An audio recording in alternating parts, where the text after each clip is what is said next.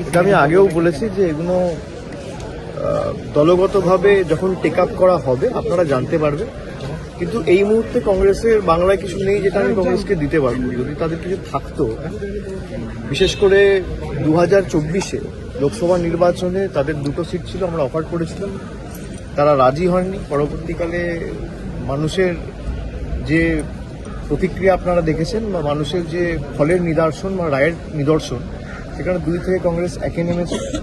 পরবর্তীকালে কি হবে কি না হবে সেটা দলনেত্রী মমতা বন্দ্যোপাধ্যায় ঠিক করবে, কিন্তু কংগ্রেসের সাথে জোট করে তৃণমূলকে জিততে হবে। তৃণমূল 2016-তে একা লড়াই করেছে, 2014-তে একা লড়াই করেছে, 2019-এ একা লড়াই করেছে, 2021-এ একা লড়াই করেছে, 2024-এ একা লড়াই করেছে, এবং যত দিন গেছে তৃণমূলের সাংগঠনিক শক্তি আরও বেড়েছে একা লড়াই করে।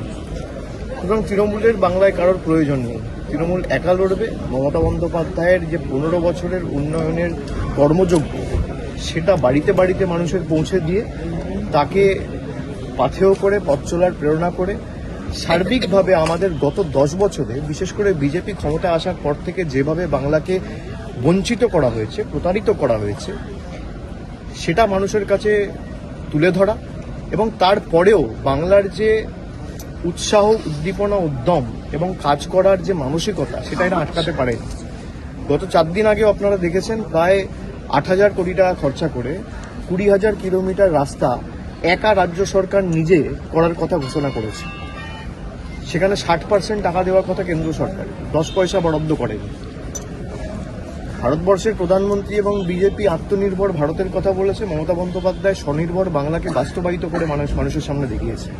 বাংলার থেকে তো শেখা উচিত।